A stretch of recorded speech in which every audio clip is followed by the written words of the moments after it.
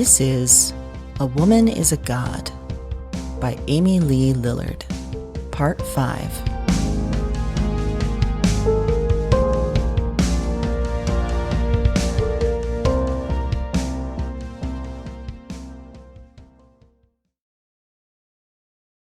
Friday. I wake at the kitchen table once again, paper under my face. I blink away sleep, wincing as I rise and rub my aching neck. Today will be another day, with another dead friend returned and another revelation of some kind. Tonight will be another night with confusing conversation with a dead woman of myth. Another day and night closer to the end, whatever that might be, whatever definition that word held. My knuckles and toes and back crack as I stand. I take a deep breath that stings on the way out. I feel heavier today, more tired. My body holds immense power, but also the fatigue of 83 years and a weird week. I collect the pages on the table, the words of that story I was always trying to tell, except now when I skim, then read in earnest, it's different. This isn't the story of Eve. It's the story of Eve and me. Our story. My visits. When had I done this? When had I slept? Time compressed and stretched and bent, and I couldn't keep track much longer. My eyes fill with a pulse, Vic calling. I blink once to decline. I return the pages to the table and freeze, my hand in the air, covered in hair that was not there yesterday. Thick hair, long, on my knuckles and across the back of my palm.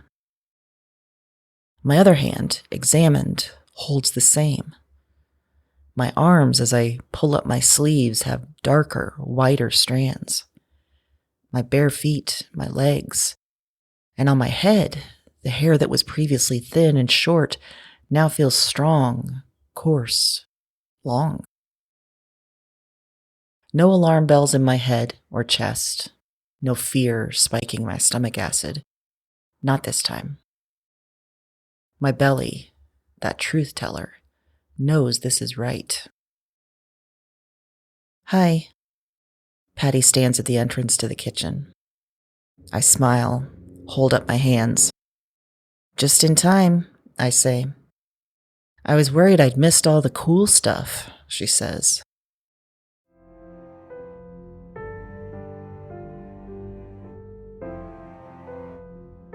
Like the others, she appears in her midlife, short and stocky, shaved head, pale skin, delicate features. She comes closer into a hug. Apparently not. What do you think this is? She points to my hands and head, the new pelt. I don't know. I'm learning to just let it all happen and assess later. That's a good plan. Did you find Joan? She blinks, long and languid, like a cat. I did. We look good. Goddamn right you do. And we thought we looked old and big back then. You missed out on seeing me age another decade. Things breaking and snapping and hanging all over. I put my arm around her shoulders, and she leans her head on mine. Another pulse in my eyes. Vic. I blink to dismiss it. Hey, I say, I'm sorry about the plants. The plants? You left, and then Joan left, and I just let everything go to shit. Your plants and all the things you built in the castle and the grounds. I just gave up and let things die. That doesn't matter, she says. I remember how it felt to hear Patty talk, to know that everything she said was real, that there was no artifice, nothing small. She either spoke truth or she stayed quiet. Everyone else, even our friends, often spoke to fill the air, to fight the silence.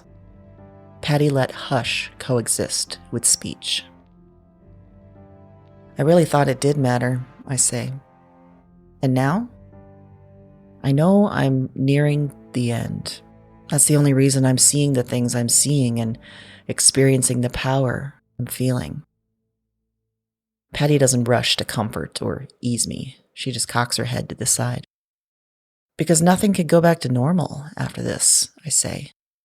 I can't go back to life as I defined it before. So limited and so focused on the wrong things. Not now. Are you afraid of what comes next? Patty asks. Yeah. Patty nods. I've asked everyone what they remember, I say. Patty smiles. She takes a breath, looks at the floor. Just impressions. There were green things there, and animals, and I felt like both of them. Like I was connected to them, or part of them. I was me, but I was also nature and animals. That sounds peaceful? Sure. It was that, and it was more. Things I can't put into words. I rub her shoulder. Thanks for coming back for a little while. I was just here, she says. I was there, and now I'm here. And being here, it reminds me of what it felt like being alive. Yeah? It's nice, Patty says. But it will also be nice to go back. Well, sure, I say. If the afterlife is being around animals, and maybe being one, there's nothing to fear about that. And I don't know if it's just me or others, she says. I asked Joan what she remembered, and she thought of smells and colors. And me, I was there with her. Her head is creasing, her chest wilting, anxious confusion. But I was also in my place.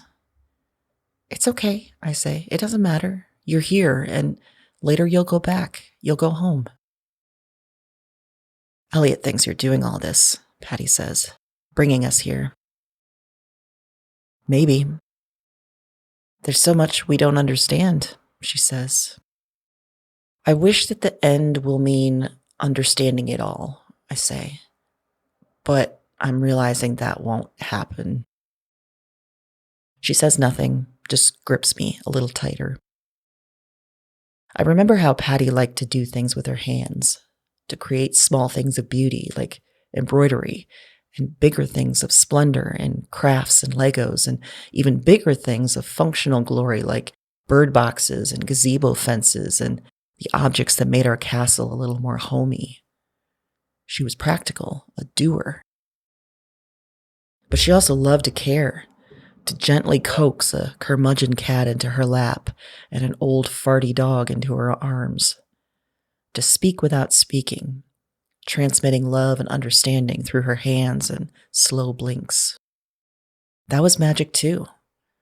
I always understood that, recognized it. When I had animals, cats inside my house and out, I did the same.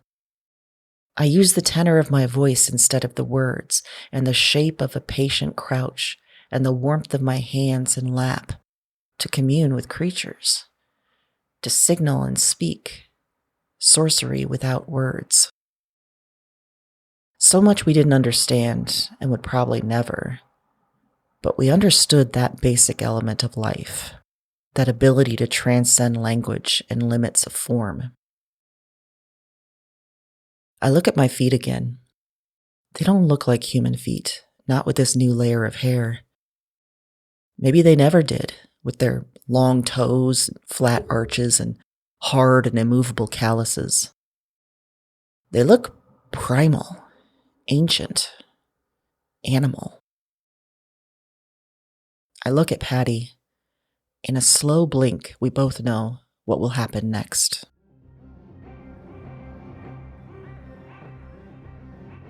She smiles and nods in encouragement. And then she's looming over me, higher and higher, taller and taller, as I shrink down. I lengthen at the same time, my back stretching, pushing my center of gravity forward. My hands, the form of fingers disappearing and curling, fall to the ground. Along my back and my front, from my head to my feet, I feel hair grow, push itself out and into the world until it covers me. My nose elongates, my eyes widen, my ears migrate up and into triangles. Out of my lower back, a new limb grows. Hair, no, fur, everywhere. Whiskers sprouting from my upper lip, fingernails curling, sharpening. Nothing hurts, and everything hurts in the instant that I transform. From my four legs that stand close to the ground, I look up at her, the woman in the room, the human, the dead one. I can tell even if I can't remember her name. Her smell, singular. I seek words for it and fail. Run, my new cat-shaped body says, so I do. 2 legs starting and 2 joining in, a concert of limbs that propels me across the room and into the next with speed, such speed. I stop because I can and look back. More humans now, gathering in the space where just one had been, all of them dead. They use their strange eyes to watch and their odd gaping mouths to make noises at me, sounds that aim to calm me, to praise me. What a waste of breath to make those vibrations on the air.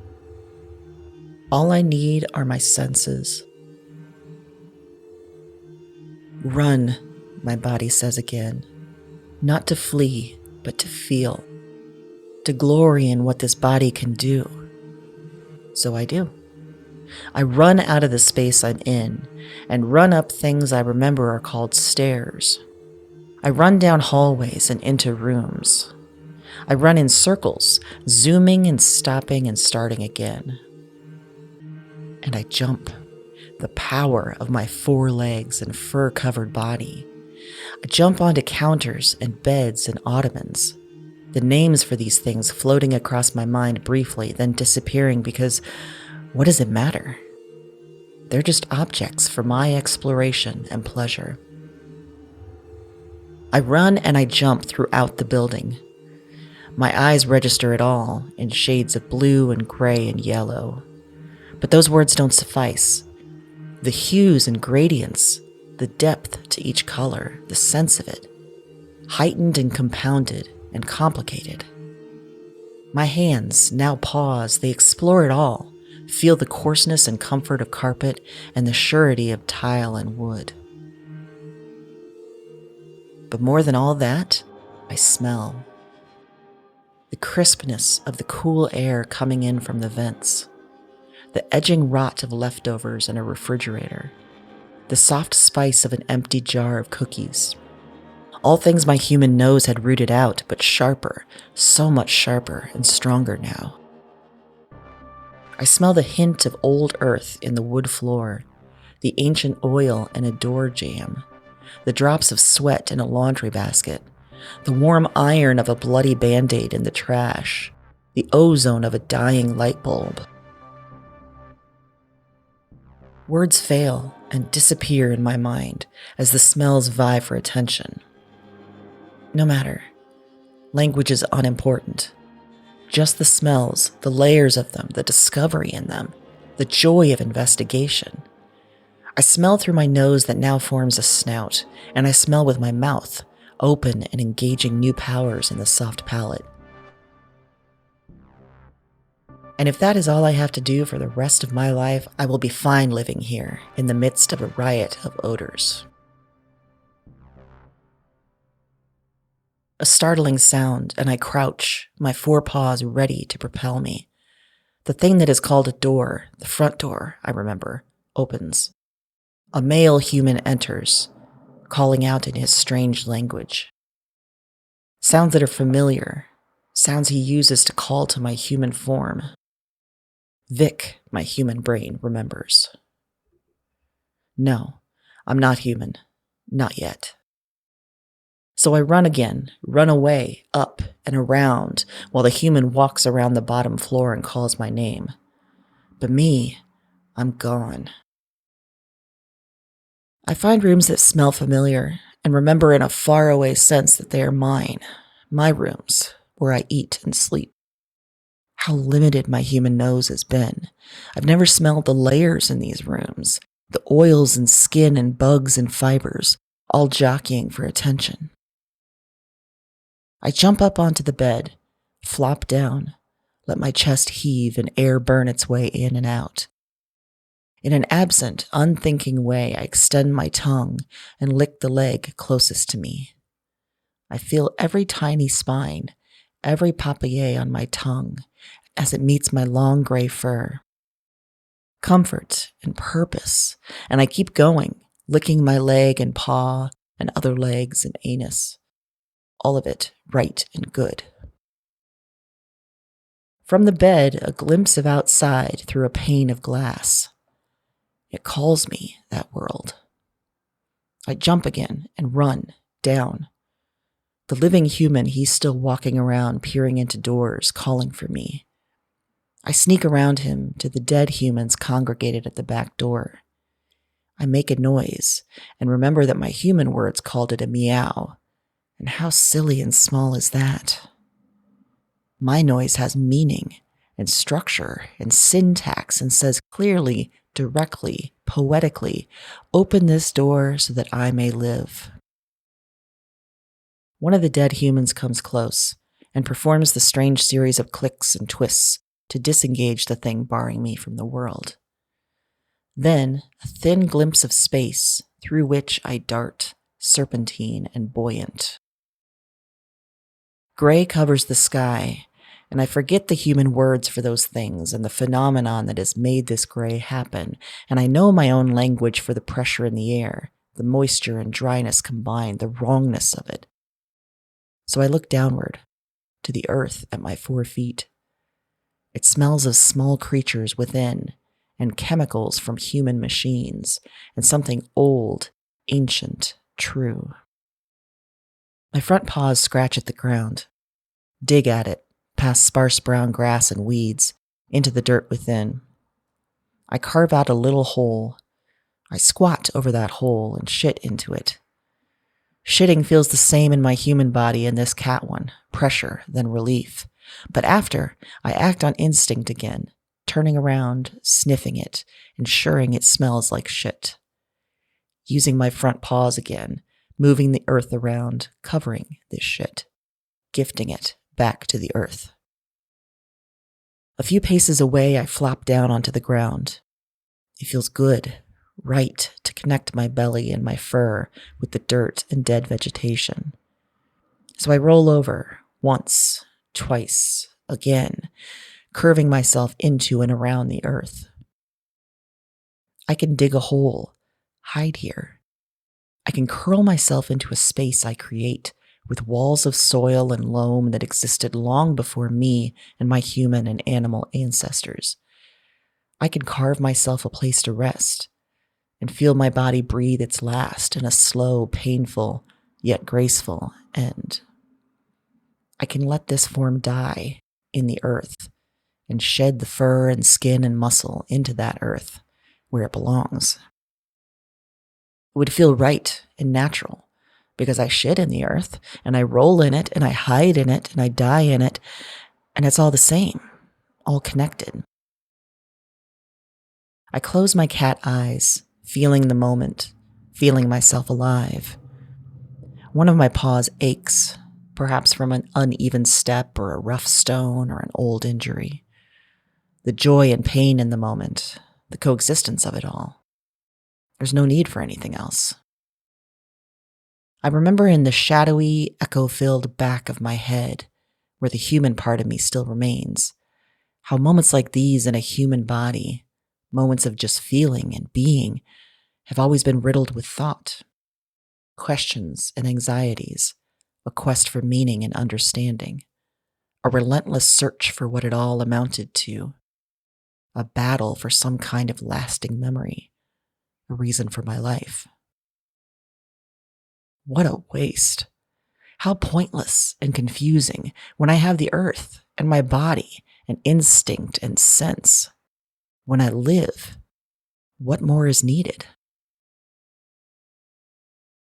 As I lay in the dirt and hear echoes of my human thought, I remember this is magic, this new body I'm in.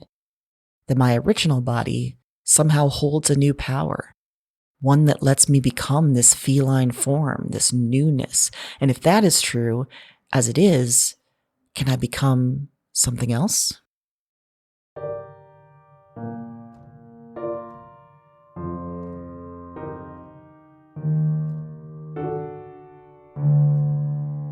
With that thought, my body shrinks again. It has fur still, and 4 legs and claws to dig, but I move faster, twitching, frenetic and balletic. A ground squirrel, my human part remembers. I use my new arms and pointed paws and dig fast, the dirt moving easily, as if it wants to, as if it recognizes me and the symbiotic relationship we will have. More. I want more. More bodies, more life. My front feet grow wider, longer, until they are shaped for flying. My head engorges, swivels. My back toes thin and grow sharper. My fur turns to feathers, and my nose into a curved beak. An owl, a burrowing one. I dig again, but I want more. Want to leave this ground. The feathers on my head move, shape, turn into tufts of horns. My wings grow longer, wider, so rich and full that I flap them again and feel how light my body is, how it wants to move, to ascend, to leave the earth. So I do. I fly up, the air moving over and under my wings, and my great horned owl body, flush with pleasure, screams into the gray, tells prey and worshippers alike that I am aloft, I am coming. Language unneeded, just flight and breath and body, wind across and between my feathers and limbs and eyes, for a long, long time. Rabbits, geese, groundhogs, insects, mice, if they are down there, they hide from me in fear. And rightly so. I can speed down, silent, wings of death, enacting the ancient rituals of prey and predator.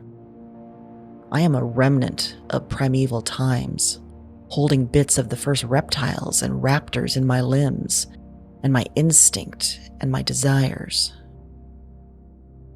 And if I am that, a time traveler, an impossible shapeshifter that was once human, could I also be more? My body grows, lengthens, and my feathers become hard, impenetrable scales.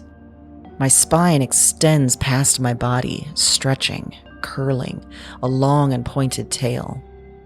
My feet inflate, expand into massive mounds of flesh with talons at their tips. My wings stretch far, far, far until I feel I span the world. My head morphs from soft tufts to rigid exoskeleton, massive plates of bone and webs stretching out and up, down my neck and back. Spines so unyielding they seem mythical, because that's what I am now.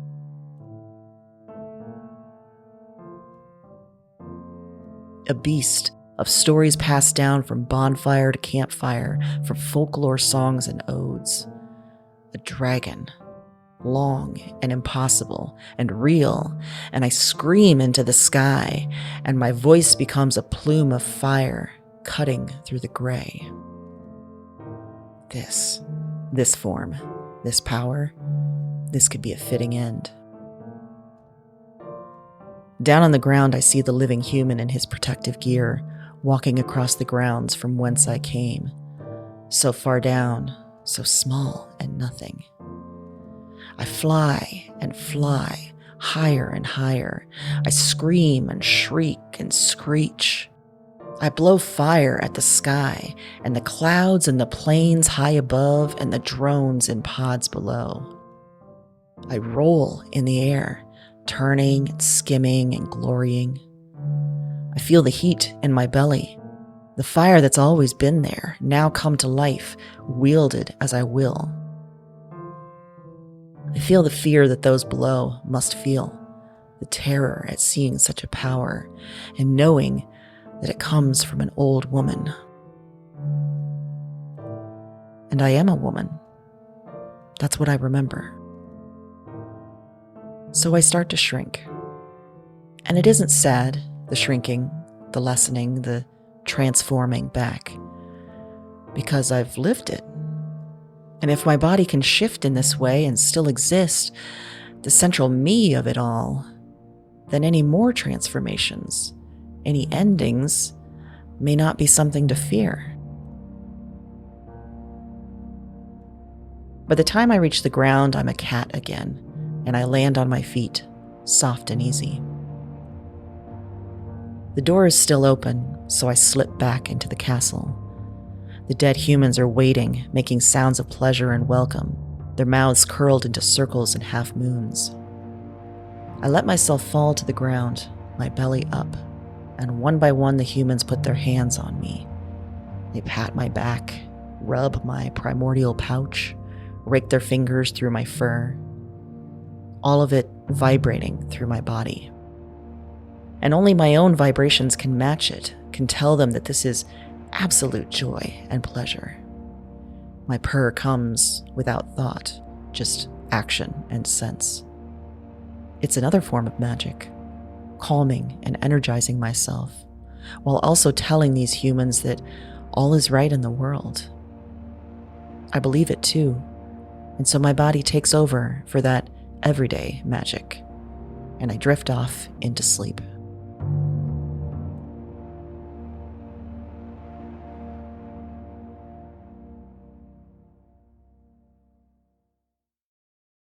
I am small in Eve's world. Everything looms over me, including her. But once Eve sees me, sees what I've become, sees my beautiful new body, she smiles, and she shrinks and grows fur and walks on four legs, just like me. I approach her, sniffing at her thick black fur on her stomach and head. She does the same. I hop away and look back. She follows. I run a few steps. She follows. I run fast, hard across the garden, and she's at my feet. We chase each other through the soft grass and moss and dirt, under the sky that is the right color, and the many things that are alive and warm. We stop to face off, soft paws batting at each other's necks, then run again. We stop to smell and assess, to luxuriate in this play, then start again. Eventually, we return to where we began and flop down on the earth to pant and heave. We blink, long and slow. Her front paw lays near my head, and I reach out my spine-covered tongue to lick it. When I used my tongue on my own limbs and body, I felt actor and acted. The tongue and the fur and skin. Joy of my own making. Now, rooming Eve, I feel my tongue, but also her vibration. I feel the signal passed between us, the sign that I trust her, and her response of the same. I lick the top of her head, then I duck my chin down, asking. Her tongue feels like a mother's, like a friend's, like more.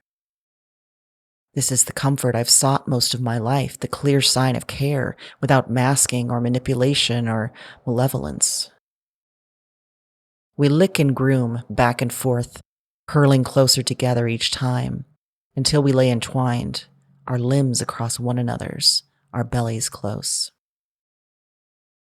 We purr and feel each other's warmth, and both our eyes grow heavy, and we sleep.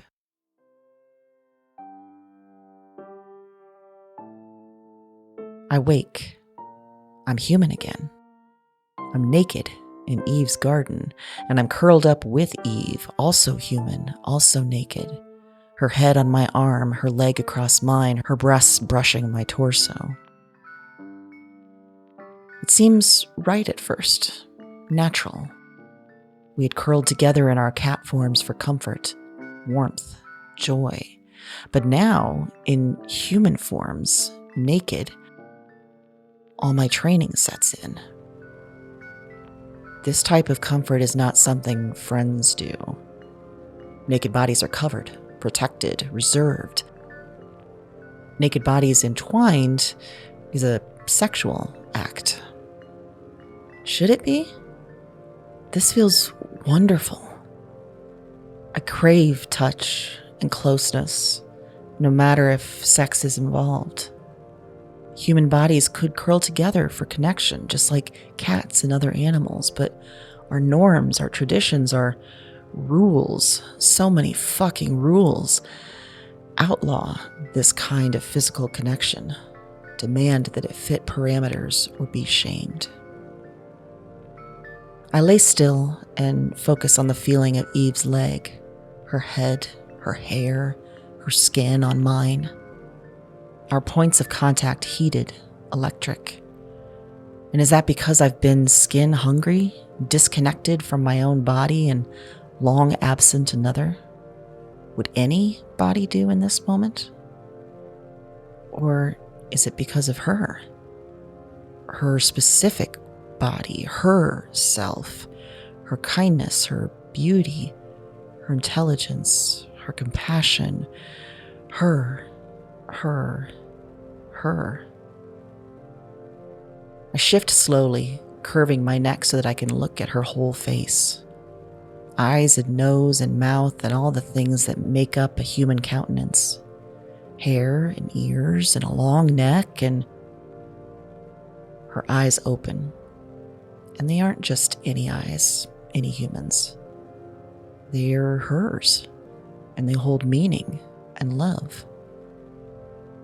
I look in her eyes, and she looks in mine, and I don't feel the pain this usually causes, the deep discomfort of being captured, seen, exposed. I feel surprise and joy, and I kiss her. Quick, faster than my brain can calculate and compute. I keep my lips on hers for a long moment, then pull away. My body shifts, disentangles itself, pulls away. I've crossed a line, somewhere, somehow, and I can't be touching her when the reckoning comes. Not when her eyes turn pitying or disapproving or disgusted or... Her lips meet mine, her hands on my face, her body pulling me back. My body returning to hers with a great gasp and laugh. Our lips and our hands and...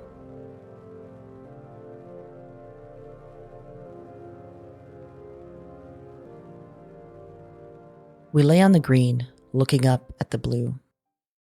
My body feels orange, suffused with sunlight and firelight, energy and radiance rippling over and under my skin.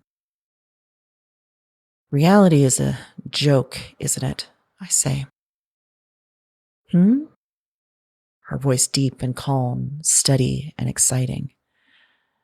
We define all these things as real or not real, I say. And then we hold that line with white knuckles until our hands are just frozen bones. I feel her breathe. I say, shifting to my side, my hand under my head. These last days, this last week, they've shown me magic is real, myth is real, weird science is real, and none of them are supposed to be.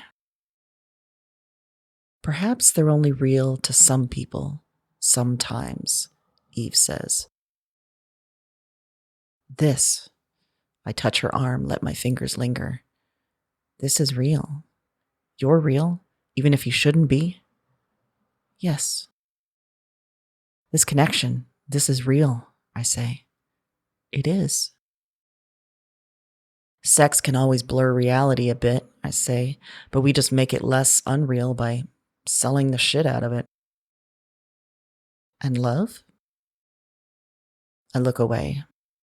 I think I've felt love, but then something happens and it goes away, and I convince myself it was never real.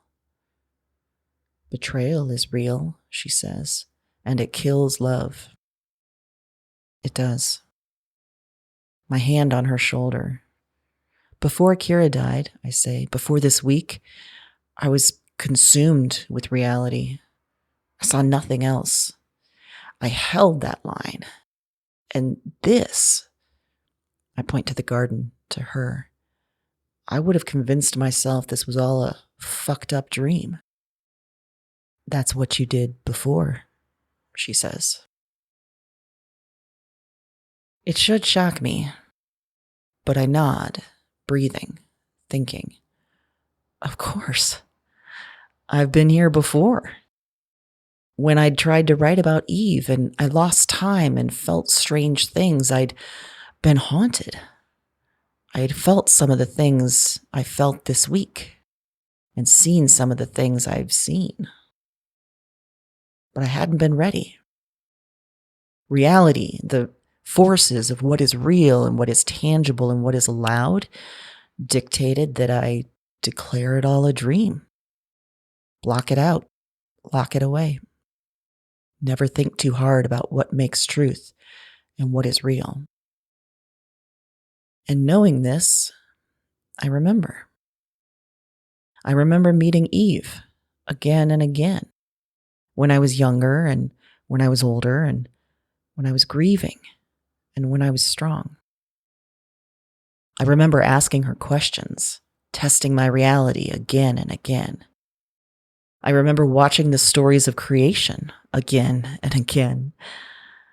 I remember a moment again and again where I looked at Eve and let myself feel and dream. I laugh. How annoying I must have been, I say, doing everything and saying everything and asking everything like it was the first time, over and over. It was the first time, she says, and it was all times. Reality is repetition. And each time, I say, I was holding on to what is real while my body, my actual physical reality, was just numb and quiet.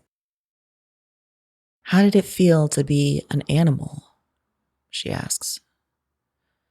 I let a long breath out. So fucking real. You chose a cat. A true witch would. She laughs with me. Indeed. And an owl. I've always thought they were so powerful, I say, and I felt that power. Not just in my ability to hunt and kill, but in my, my essence and wise. I know it's a cliche, but fuck, I felt so wise. I had this ancient knowledge that put my human brain to shame. And then you were a dragon, Eve says. They're not supposed to be real, I say, just the ultimate fantasy, but I was so real. I was so huge and dangerous and beautiful. It was incredible. Why did you stop? You could have been more animals, more beasts, more fantasies. I know, I say. We think animal brains are simple, or at least simpler than ours, but they were so complex and intricate. All of the animals, they were so alive. Their bodies weren't numb and mute things. They were everything. And now, Eve says, her fingers running down my hair, after being an animal, after being with me, how do you feel now? I rub my thumb over her eyebrow. run my hand across her cheek. I feel everything.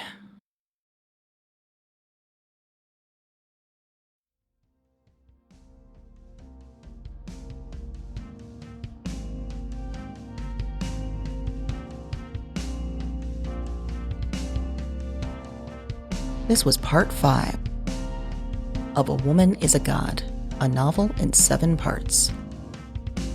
Written and read by Amy Lee Lillard. Original music and audio production also by Amy Lee Lillard.